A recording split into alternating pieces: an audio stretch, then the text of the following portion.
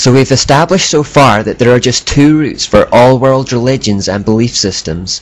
The first route comes from Nimrod, Babylon, and behind it is Satan. The second route comes from Israel, the worship of the God of Abraham, Isaac, and Jacob. These are the two competing kingdoms in this world, the kingdom of darkness and the kingdom of light. Now some people, particularly Muslims themselves, would have you believe that Islam belongs to the second route, that it shares its origins with Judeo-Christianity and is something of a continuation of those faiths, that Islam is the last and true revelation of the Judeo-Christian God to his people. Even some Christians have been deceived into thinking that the word Allah is just an Arabic word for the Christian God, Yahweh, and that we are connected somehow.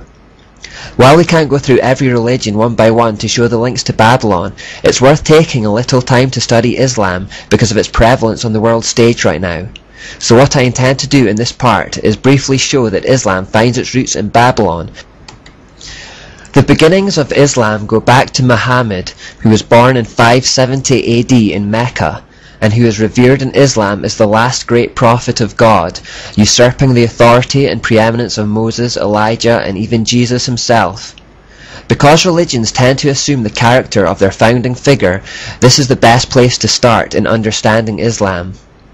The Muslims have one holy book called the Quran, and several other volumes called Hadith, which are oral traditions relating to the words and deeds of Muhammad. Hadiths are considered important tools for determining the Muslim way of life. Sahih al-Bukhari and Sahih Muslim are thought to be particularly authoritative. According to the Hadith of Bukhari, Muhammad used to retire to a cave alone, where he would spend long periods of time, several days, praying to Allah. It was in the cave that he experienced an encounter with an angel who apparently gave him a revelation from God. The angel asked him to read some writing, whereupon he replied that he couldn't read. Muhammad was illiterate. The angel then pressed upon him with such force and in such a way that he felt like he was going to die. Clearly it was a distressing experience. Upon returning to his wife Khadija, he is reported to have been terrified, indeed his neck muscles twitching with terror, and convinced that he had encountered something satanic.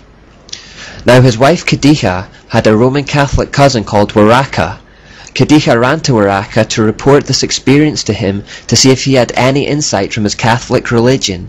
In response, Waraka wrongly referenced Moses as receiving revelations from the angel Gabriel in this manner, and suggested this could have been what had happened to Muhammad.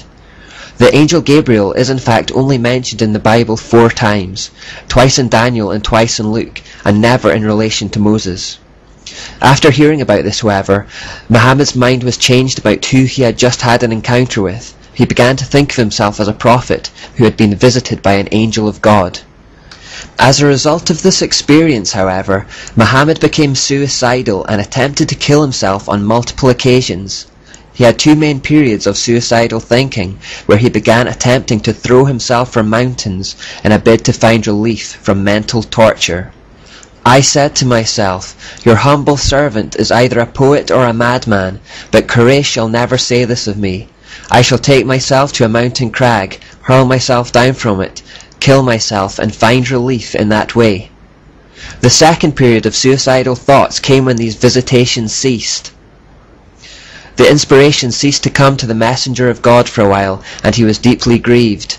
He began to go to the tops of mountain crags in order to fling himself from them. From these passages that show Muhammad's suicidal mental state, it seems clear he was visited not by an angel but by a demon, or possibly Satan himself, as Muhammad himself had first suspected. Now visitations from angels who give people a different message were foreseen by the Apostle Paul in his letter to the Galatians. There we read, "But even if we or an angel from heaven should preach a gospel other than the one we preach to you, let them be under God's curse. As we have already said, so now I say again, if anybody is preaching to you a gospel other than what you accepted, let them be under God's curse." The cave experience was not the first time Muhammad had been in contact with something demonic. He apparently had a strange but undefined experience as a child, after which his carer became convinced he had been possessed by a demon. Further evidence for potential demonic possession comes even within the Quran. In Surah 81:22-25 and Surah 69:41-42, people claim that Muhammad was inspired by the devil and something of a madman. Further evidence of Muhammad's mental disturbance is to be found in the Hadith of Bukhari, volume 7 and number 660. For a whole year, he was so bewitched and befuddled that he thought he was having sexual relations with his wives when he wasn't. This is a strange scenario which can realistically only have two explanations. Either mental illness caused him to hallucinate, or he had some kind of sexual encounters with demonic entities. Either way, Muhammad was clearly disturbed. At one point in time, Muhammad admitted that Satan had put words in his mouth to compromise with pagan idol worship. These words have become known as the Satanic Verses. He later changed his mind on the issue, but it shows that he was unable to distinguish the source of his revelation. Another politically incorrect but equally true assertion is that he was a paedophile, marrying his wife Aisha when she was 6 years old and consummating the relationship when she was only 9.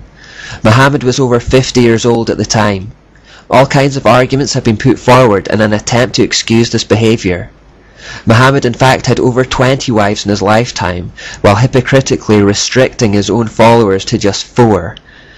One of his followers says, "I embraced Islam while I had 8 wives, so I mentioned it to the Prophet. The Prophet said, 'Select 4 of them.'" Muhammad himself was so filled with insatiable lusts and sexual desire that he would have relations with all of his wives in one night. Anas bin Malik said, "The Prophet used to visit all his wives in a round during the day and night, and there were 11 in number. I asked Anas, had the Prophet the strength for it? Anas replied, "We used to say that the Prophet was given the strength of 30 men." And now we can understand a little why Muslims are promised constant fornication with virgins in their paradise. It reflects the character of their Prophet. In this we also see similarities with the prominence of sexuality in occultism. Finally, as we look for links to Babylon, it should also be noted that Muhammad's visitations came in caves. As we noted way back at the start of the study, Babylonian worship, particularly relating to Nebo, happened in caves and was common practice in the mysteries.